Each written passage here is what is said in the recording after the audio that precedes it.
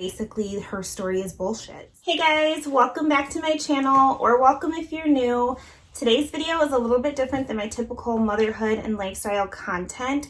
I just had to get on and talk about this, and I want to hear what you guys, the moms that follow me, think about this. I am shocked. I'm disgusted. So I really made it a point to take a few steps back, and late night, you know, when you can't sleep and you open up the YouTube app and all of these commentary channels start popping up, I've been watching a few of them, and it's really opened my eyes to how toxic and problematic a lot of these channels are becoming, and it's really uncovered some hidden truths. So if you want to hear more about my thoughts on that kind of stuff and on some other influencers like here on YouTube, leave me a comment down below and I can possibly film those. But today's video is dedicated solely to the mom who made an IGTV, like a 15-20 minute IGTV. It was 2 parts, and accused a couple of attempting to kidnap her children. This woman's name is, I wrote down some notes here. This woman's name is Katie Sorensen. And prior to all of this, she had around 6,000 Instagram followers. And as of right now, she has about 81,000 Instagram followers. She has taken everything down and gone private now that the police have issued a statement saying that the evidence is all pointing in favor of the couple that she was accusing.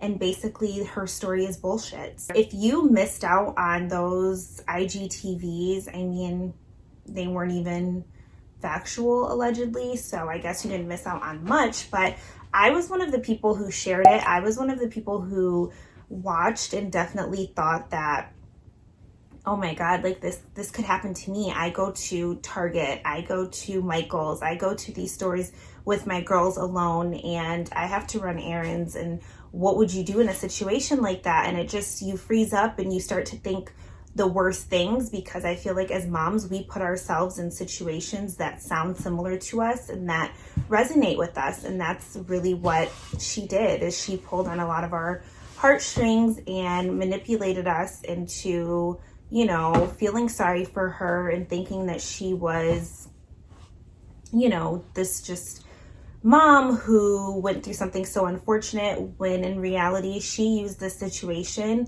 to gain a ton of followers, which a ton of people will use different things to put it out there and gain followers. So that's like a thing within itself. But when you racially profile people and you lie on them, then that's where I have a problem. So now I will have articles linked down below, and I'm sure I'll have some screenshots over here.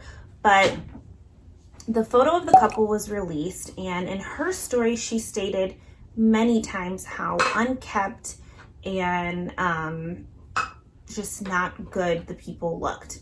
In the photo I saw, they looked pretty normal. Granted, it is a blurry photo. It was like the photo that Michael's released from their camera, but nothing crazy stood out to me. And from the very beginning of her story, before these people even did anything to her, according to her, she was very focused on them. She was very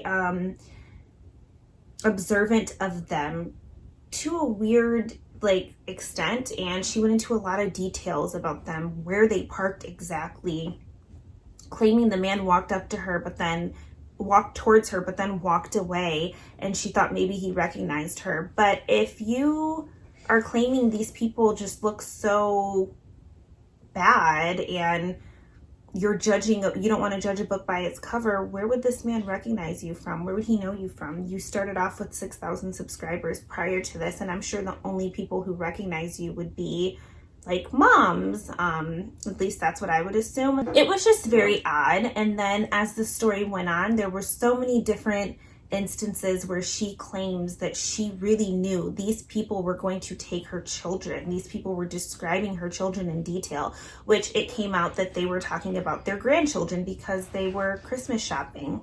It's Christmas season, so that's not surprising. And she claims that they were describing her children, blonde hair, blue eyes, maybe 1 year old, like going into these details. And In her story, she did nothing. She continued on through the store, grabbed her next item, got in line. They followed her in line, and she ended up finding a little like friend in line who allowed her to go in front. They were talking to each other, and she raced out of the store, and they didn't buy anything, and they were behind her. Well, the footage that was released from Michael's shows them in fact buying something, and she claims that she got on the phone with her husband and goes, if there ever was a code word, I would be using it right now.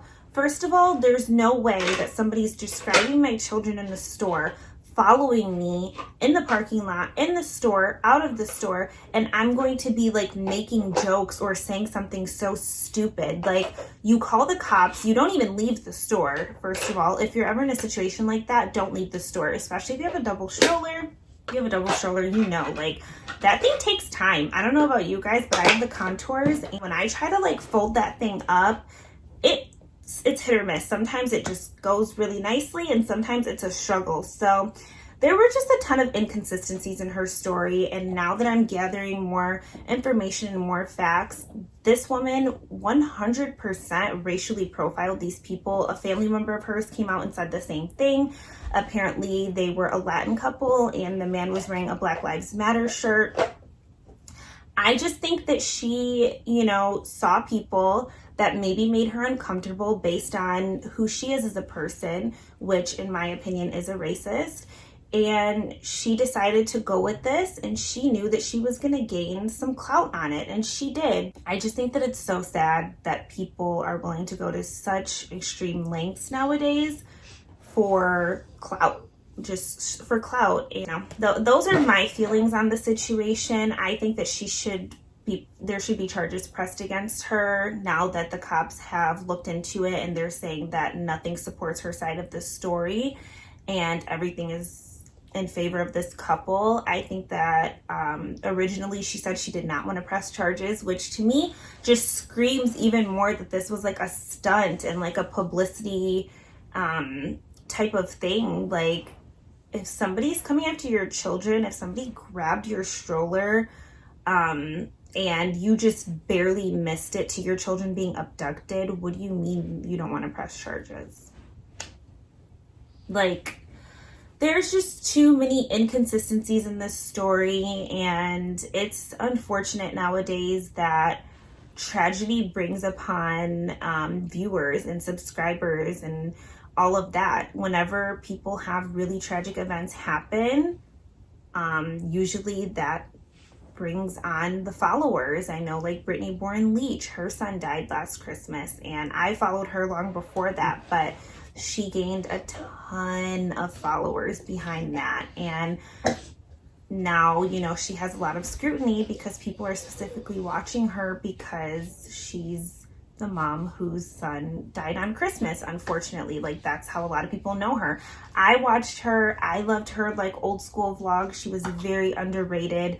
I feel like she always tried to, like, fit in with the bigger mom YouTubers, and she was just different. She was herself, and I really enjoyed her. But now I feel differently. But I can definitely do more videos on how I feel about a ton of these mom channels. I don't watch a ton of family channels. I watch more motherhood channels. That's just what I'm interested in. That's what I make. And I really try to make videos that are very like real and raw and representative of my life. Of course, Instagram and YouTube are still pretty much highlight reels because there's certain things that you're just not going to share with the entire world. That's all for today's video. Please let me know your thoughts down below. If you saw the original IGTVs, if you followed this story at all, or if you had no idea about it, and if you'd like to see more like commentary style videos from me, or if you just like the vlogs and the mommy